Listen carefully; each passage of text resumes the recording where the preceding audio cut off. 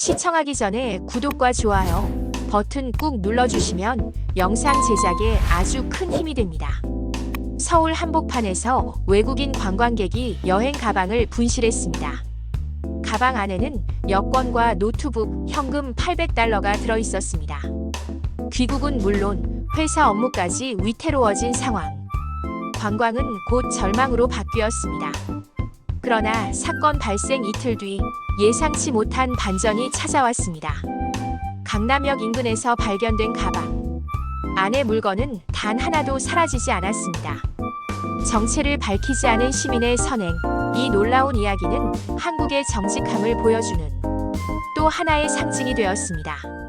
데이비드는 인천공항에 도착 후 첫 발을 디디는 순간 가슴 깊은 곳에서 솟구치는 흥분을 감출 수 없었다. 런던의 회계법인에서 7년간 쌓인 피로와 스트레스가 한순간에 날아가는 듯했다. 32세의 그에게 한국은 언제나 신비로운 나라였다. K-드라마와 K-팝으로 접했던 문화적 매력, 동료들이 들려준 음식과 사람들의 따뜻함. 모든 이야기가 그를 이곳으로 이끌었다. 드디어 왔구나. 공항 셔틀버스 창밖. 스쳐 지나가는 한강과 고층 빌딩들을 바라보며 그는 중얼거렸다. 이번 휴가는 단순한 관광이 아니었다. 런던에서의 반복된 일상에서 벗어나 진짜 자신을 찾는 여행이길 바랐다. 첫 번째 목적지는 남산타워. 케이블카에서 내려다본 서울의 풍경은 그가 상상했던 것보다 훨씬 웅장하고 아름다웠다. 해질 무렵 수많은 불빛이 켜지는 도시의 모습에 그는 감탄을 금치 못했다. 마치 따뜻한 가족의 품처럼 포근한 불빛들이 하나둘 켜지며 그의 외로운 마음을 달래주었다. 이튿날 아침 경복궁. 웅장한 대문과 근위병 교대식, 그리고 궁궐 곳곳의 섬세한 건축의 경외감을 느꼈다. 유럽의 성들과는 전혀 다른 매력이 있어. 그는 속으로 중얼거렸다. 500년 역사가 살아 숨쉬는 이곳에서 조상들의 지혜와 정성을 온몸으로 느꼈다.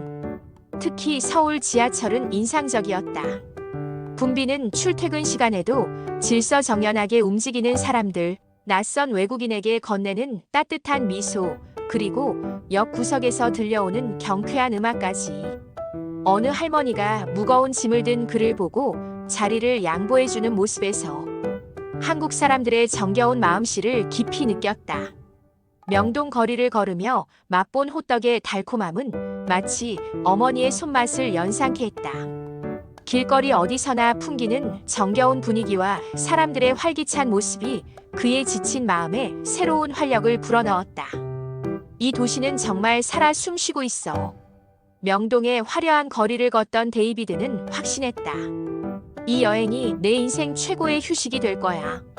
하지만 그는 아직 몰랐다. 단 한순간의 실수로 모든 것이 흔들릴 운명이 다가오고 있다는 것을. 3일차 저녁 홍대의 자유로운 에너지는 데이비드를 완전히 사로잡았다.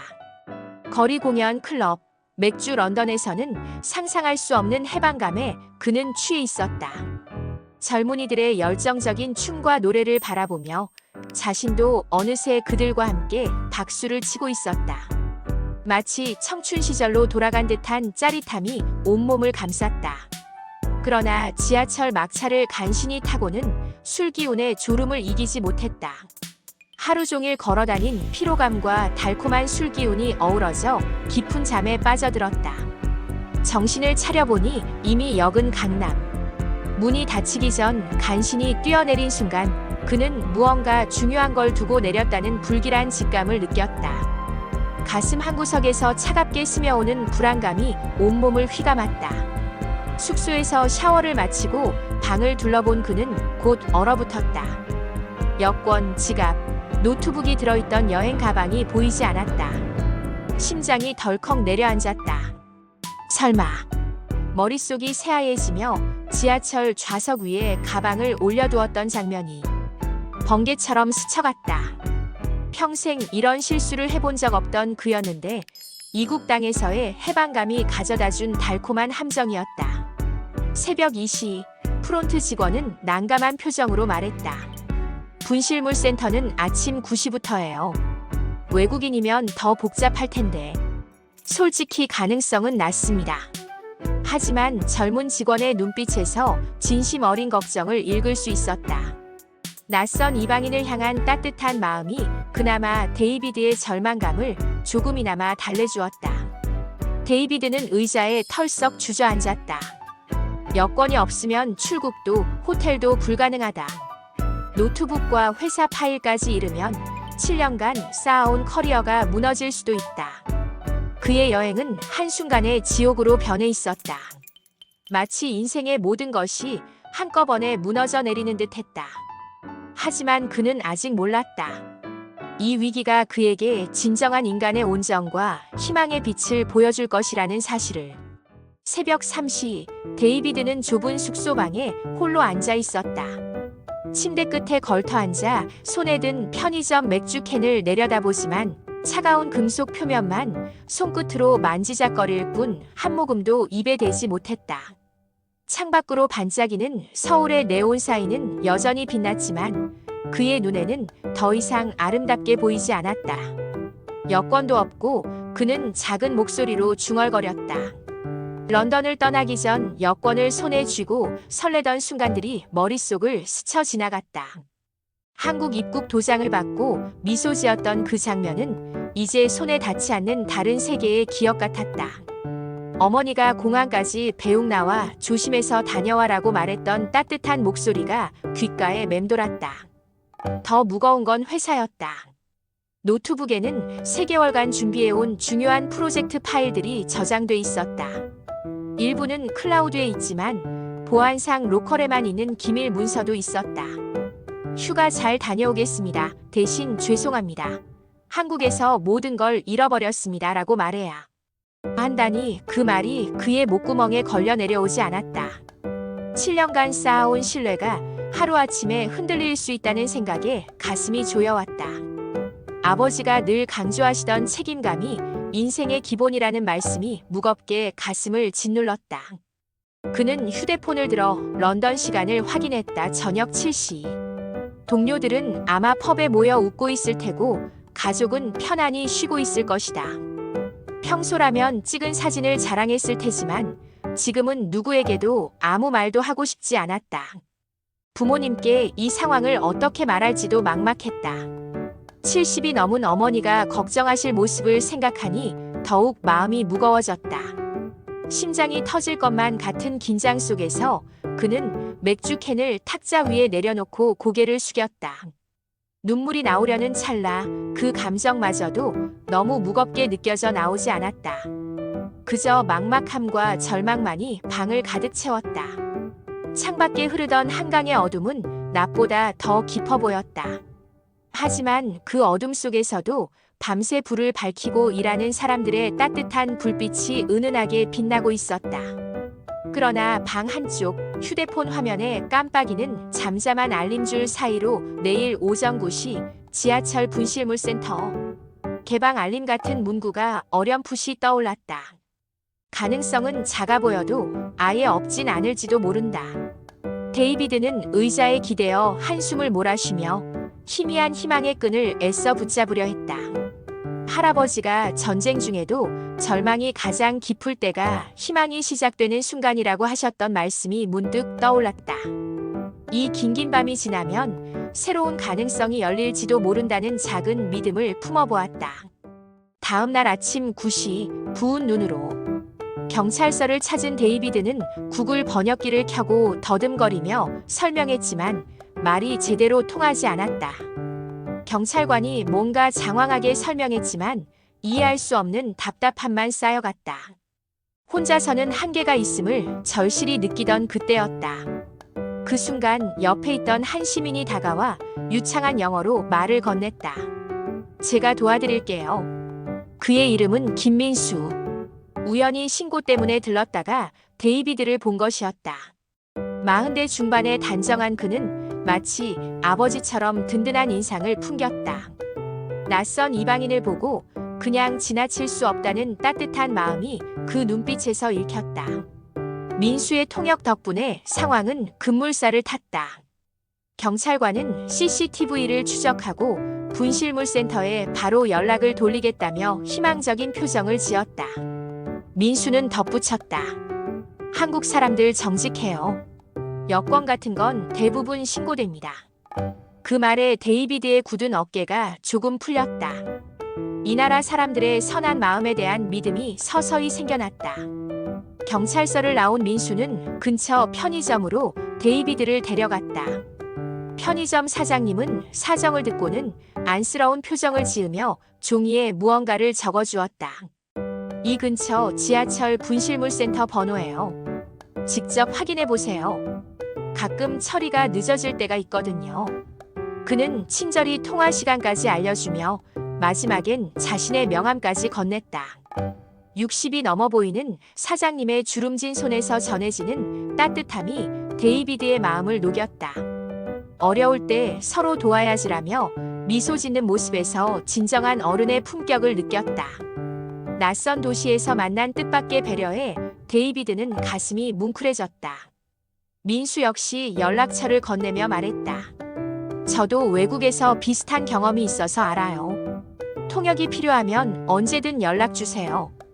그의 말에서 진심 어린 공감과 배려가 느껴졌다. 같은 아픔을 겪어본 사람만이 줄 수 있는 진정한 위로였다. 그 순간 데이비드는 어젯밤의 깊은 절망이 조금씩 걷히는 것을 느꼈다. 혈연도 아닌 낯선 이방인을 가족처럼 돌보는 한국인들의 정을 통해 세상에는 아직 따뜻한 마음을 가진 사람들이 많다는 희망을 되찾았다. 5장. 기적의 전화. 이틀째 오후 2시. 숙소 침대에 누운 채 천장을 바라보던 데이비드의 휴대폰이 울렸다. 모르는 한국 번호였다. 망설임도 없이 전화를 받았다. 여보세요? 상대방이 빠른 한국어로 무언가를 말했다. 데이비드는 급히 영어로 대답했다. 사리, I don't speak Korean. 죄송하지만 한국어 잘 못해요. 잠시 정적 후 상대방이 영어와 한국어를 섞어 말했다. This is Seoul Metropolitan Police. 서울지방경찰청입니다. 아, 유 미스터. 데이비드 탐프선. 데이비드 톰슨 씨 맞으신가요? 데이비드의 심장이 쿵 내려앉았다. 설마 나쁜 소식은 아니겠지 하는 불안감이 스쳐 지나갔다. Yes, THATS me. 저예요. 경찰은 짧게 알렸다. Your bag has been found. 가방을 찾았습니다. 순간 시간이 멈춘 듯 했다. 믿을 수 없다는 표정으로 눈을 크게 떴다. What did you say? 뭐라고요? 요 블랙 트래벌 배그 여권과 노트북이 들어있던 그 검은색 여행 가방. Someone submitted it this morning at GANGNAM station. 오늘 아침 강남역에서 한 시민이 제출했습니다. 손이 떨려 휴대폰을 놓칠 뻔했다. 마치 하늘에서 내린 축복 같은 소식이었다. 진짜 릴리? 진짜라고요? 눈물이 쏟아졌다. 절망 끝에서 걸려온 한 통의 기적 같은 전화였다. 어머니가 늘 말씀하시던 어려울 때 하늘이 도와준다는 말이 문득 떠올랐다. 정말로 하늘이 도움의 손길을 보내준 것 같았다. 그는 곧장 민수에게 전화를 걸었다. 민수 씨, 찾았어요. 제 가방을. 와, 정말요? 축하드립니다. 전화기 너머로 민수의 진심 어린 기쁨이 고스란히 전해졌다. 마치 자신의 일처럼 함께 기뻐해주는 그 마음이 고마웠다. 거울에 비친 초췌한 얼굴 위로 환한 미소가 번졌다. 한국 사람들이 정말 대단해. 런던에서는 상상조차 못할 일이었다. 이름도 모르는 누군가가 중요한 물건을 정직하게 신고해준 것이다. 이 순간 데이비드는 깨달았다. 진정한 부자는 돈이 많은 사람이 아니라 마음이 따뜻한 사람들이 사는 나라에 사는 사람들이라는 것을. 한국이라는 나라가 얼마나 아름다운 마음을 가진 사람들로 이루어져 있는지를 절실히 느꼈다. 6장. 기적의 상자. 오후 3시 30분. 데이비드는 민수와 함께 경찰서에 도착했다. 심장이 미친 듯이 뛰고 있었다. 정말 내 가방이 있을까? 혹시 꿈은 아닐까? 데이비드 탐프선 씨 맞으시죠?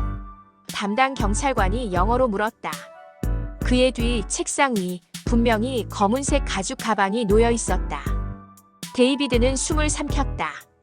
꿈에서도 그리던 바로 그 가방이었다. 저건 제 가방이에요. 구석에 붙은 항공사 스티커, 런던 대학교 로고까지 그대로였다. 마치 오래된 친구를 다시 만나는 듯한 반가움이 밀려왔다. 경찰관이 가방을 가져와 책상 위에 올렸다. Please check your ID and all belongings. 신분증 확인하시고 내용물도 확인해주세요. 데이비드는 떨리는 손으로 지퍼를 열었다. 마치 보물 상자를 여는 것 같은 설렘이었다. 가장 먼저 보인 건 파란색 영국 여권. 마이 패스포트. 여권이 있어요. 그가 환호성을 질렀다. 이어서 지갑을 열었다. 신용카드 4장, 운전면허증, 현금 $800. 현금도 한 푼도 빠지지 않았어요. 노트북도 있었다. 케이스를 열어 전원을 켜보니 정상 작동했다. All files are safe. 회사 파일들도 모두 그대로예요. 심지어 충전기, 세면도구, 한국 전통차 기념품까지 빠짐없이 그대로였다. 한 알의 사탕까지도 그 자리에 그대로 있었다.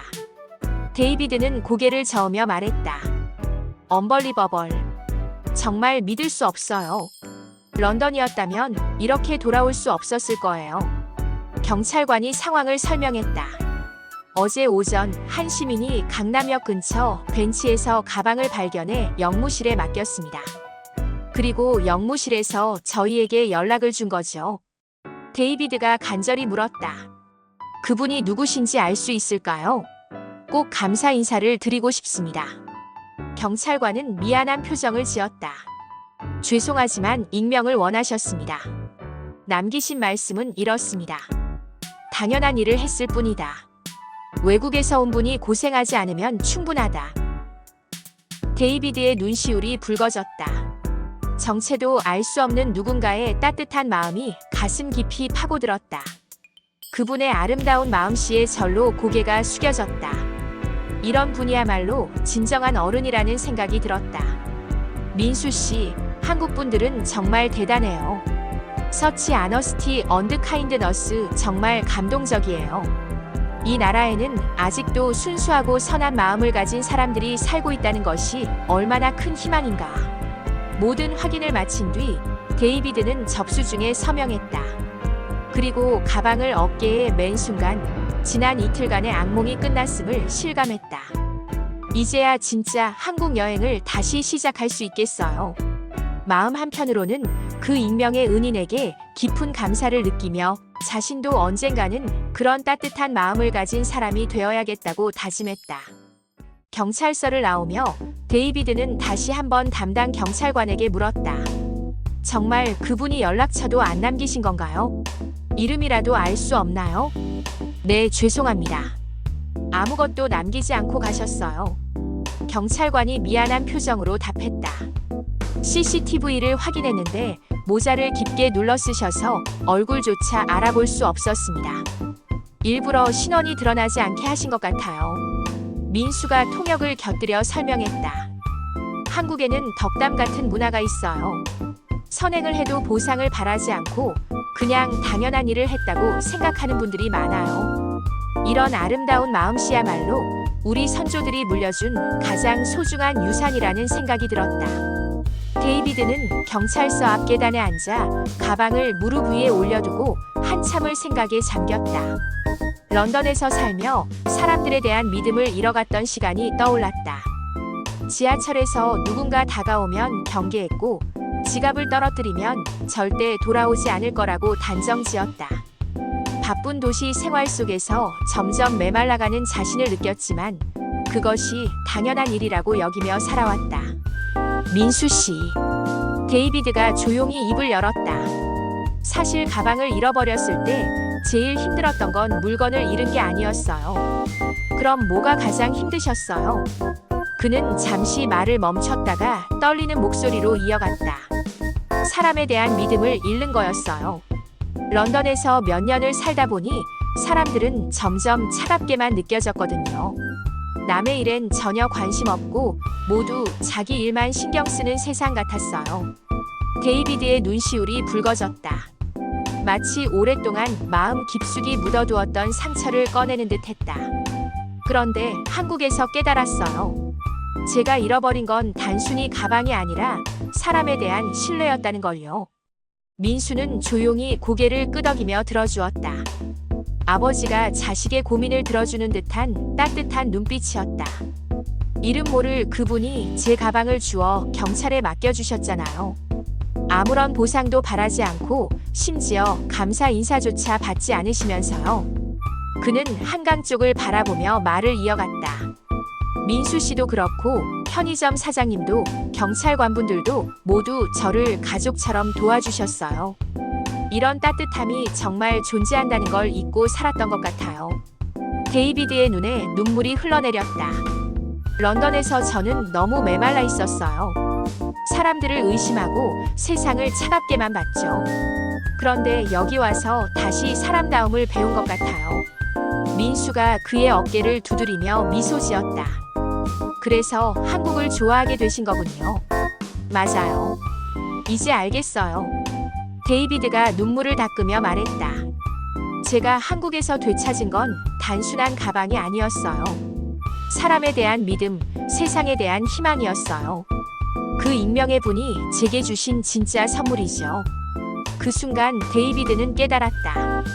진정한 분은 물질이 아니라 이런 따뜻한 마음을 나누며 사는 것이라는 사실을.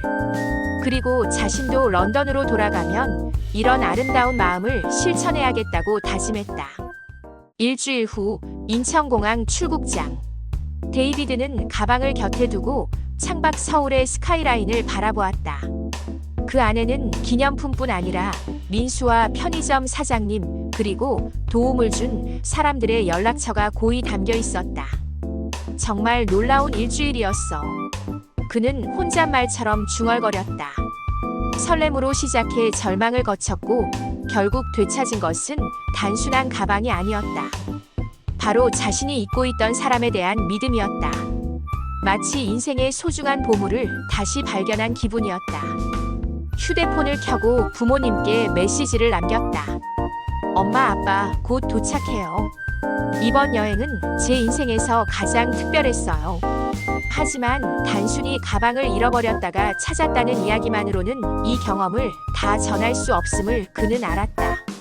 70이 넘은 어머니께서 여행에서 제일 중요한 건 좋은 사람들을 만나는 것이라고 하신 말씀이 비로소 무엇을 의미하는지 깨달았다.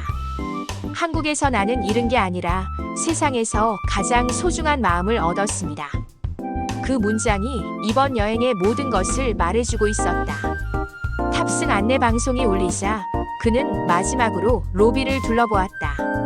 서로를 꼭 안아주는 가족들, 친구와 웃으며 작별하는 젊은이들, 무거운 짐을 들어주는 낯선 청년, 길을 잃은 외국인을 친절히 돕는 직원.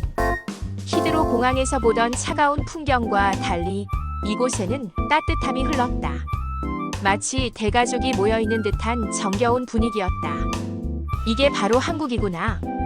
데이비드는 다시 한번 깨달았다. 이 나라의 아름다움은 화려한 관광지나 음식이 아니라 바로 사람들의 마음 속에 있었다. 아버지가 늘 강조하시던 진정한 문화는 건물이 아니라 사람 속에 있다는 말씀이 가슴 깊이 와닿았다. 비행기에 올라 창가 자리에 앉으며 다짐했다. 런던에 돌아가서도 이 마음을 잃지 말자. 나도 누군가에게 따뜻함을 전하는 사람이 되자. 구름 위로 솟구치는 비행기. 그는 노트북을 열고 글을 쓰기 시작했다. 제목은 한국에서 찾은 것. 누군가 이 이야기를 통해 세상에 대한 희망을 되찾기를 바라면서 특히 자신처럼 메말라가는 도시 생활에 지친 사람들에게 작은 위로가 되길 간절히 바랐다. 창밖으로 멀어지는 서울의 풍경이 그의 마음속에 영원히 따뜻한 기억으로 남았다. 이 아름다운 경험을 평생 간직하며 언젠가는 다시 돌아와 그 익명의 은인에게 감사 인사를 전하고 싶다는 소망을 품었다. 그리고 자신의 아이들에게도 이런 따뜻한 마음의 소중함을 꼭 전해주고 싶다고 생각했다.